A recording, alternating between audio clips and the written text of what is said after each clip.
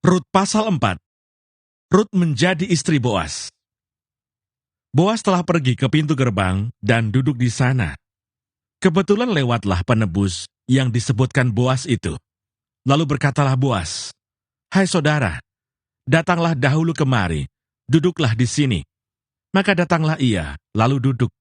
Kemudian dipilihnyalah 10 orang dari para tua-tua kota itu dan berkata, "Duduklah kamu di sini." Maka duduklah mereka.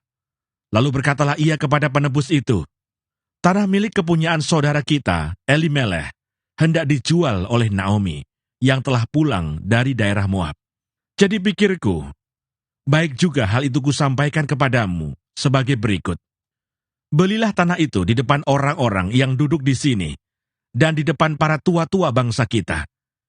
Jika engkau mau menebusnya, tebuslah. Tetapi jika engkau tidak mau menebusnya, beritahukanlah kepadaku, supaya aku tahu. Sebab tidak ada orang yang dapat menebusnya, kecuali engkau. Dan sesudah engkau, aku." Lalu berkatalah ia, "Aku akan menebusnya." Tetapi kata Boas, "Pada waktu engkau membeli tanah itu dari tangan Naomi, engkau memperoleh Rut juga, perempuan Moab, istri orang yang telah mati itu, untuk menegakkan nama orang itu di atas milik pusakanya."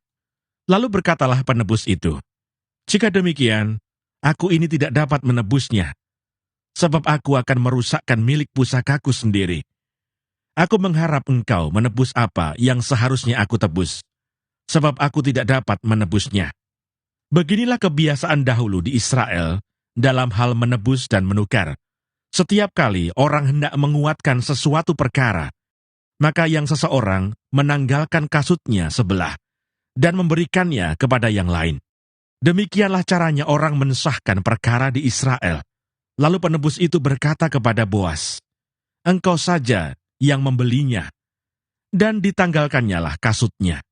Kemudian berkatalah Boas kepada para tua-tua dan kepada semua orang di situ, "Kamulah pada hari ini menjadi saksi bahwa segala milik Elimeleh dan segala milik Kilion dan Mahlon aku beli dari tangan Naomi. Juga Rut perempuan Moab itu, istri Mahlon, aku peroleh menjadi istriku untuk menegakkan nama orang yang telah mati itu di atas milik pusakanya. Demikianlah nama orang itu tidak akan lenyap dari antara saudara-saudaranya dan dari antara warga kota. Kamulah pada hari ini menjadi saksi." Dan seluruh orang banyak yang hadir di pintu gerbang dan para tua-tua berkata, "Kamilah menjadi saksi. Tuhan kiranya membuat perempuan yang akan masuk ke rumahmu itu sama seperti Rahel dan Lea, yang keduanya telah membangunkan umat Israel. Biarlah engkau menjadi makmur di Efrata, dan biarlah namamu termasyur di Betlehem. Keturunanmu kiranya menjadi seperti keturunan Peres, yang dilahirkan Tamar bagi Yehuda, oleh karena anak-anak yang akan diberikan Tuhan kepadamu dari perempuan muda ini." Lalu Boas mengambil Rut dan perempuan itu menjadi istrinya, dan dihampirinyalah dia. Maka atas karunia Tuhan, perempuan itu mengandung, lalu melahirkan seorang anak laki-laki.